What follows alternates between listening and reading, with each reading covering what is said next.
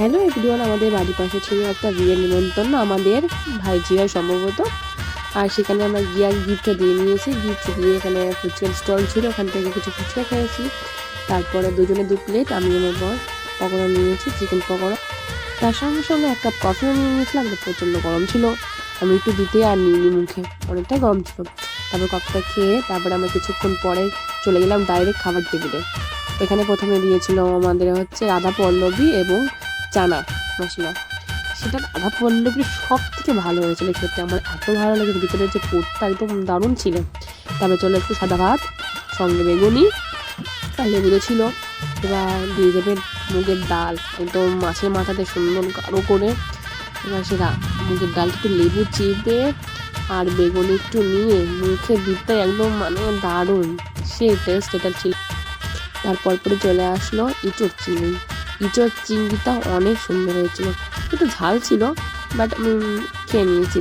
একবার না 2বার নিয়েছি ইঁচড় চিংড়িটা। আর চিংড়িও ছিল অনেক ওতে। আর এই সময় ইঁচড়টা না একদম কচি ইঁচড়, এটা আরও ভালো। ইঁচড়গুলো একদম নরম নরম ছিল। তারপরে চলে আসলো কাতলা মাছ, আমাকে ডাগার পিস দিয়েছিল। তারপরে মাছের ঝোলও দিয়েছিল, মাছের ঝোল আর নিইনি, ঝাল ছিল বলে। মাছটা খেয়েছি।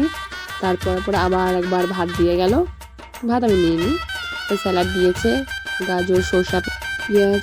তারপরে দিয়ে গেলো চিকেনটা একদম মানে ঝোল ছাড়া মাখো মাখো করে রান্না করেছে, খুবই ভালো। আর এই সব কিছুর মধ্যে সব থেকে ভালো লেগেছিল এঁচোড় চিংড়িটা, সব থেকে ভালো ছিল। হয়তো চিংড়িটা অনেক বেশি বেশি ছিল। আর চিংড়ি মাছ তো খেতে আমার খুবই ভালো লাগে। আর আমাকে আজকে সেজে কেমন লাগছে বলবে। আমাদের দুজনে আর কি বিয়ের পরে একসঙ্গে কোনো বিয়ে বাড়িতে গেছি আমরা, আমাদের বাড়ির পাশে। তারপরে চলে আসলো পাঁপড় আর চাটনিটা ছিল হচ্ছে পেঁপে।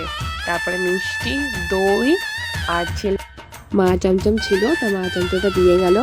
তা এই 3টের মধ্যে সবচেয়ে বেশি ভালো ছিল হচ্ছে দই। আর আমাদের খাওয়া শেষ হয়ে গেল। তারপর আমার বর দেখাচ্ছে বরের থালাতে মিষ্টি আছে, আর আমার থালাতে এখনও মাংসের কাটা হাড় এইসব পড়ে আছে। এখন আমার বাড়ি চলে যাচ্ছি, টাটা বাই।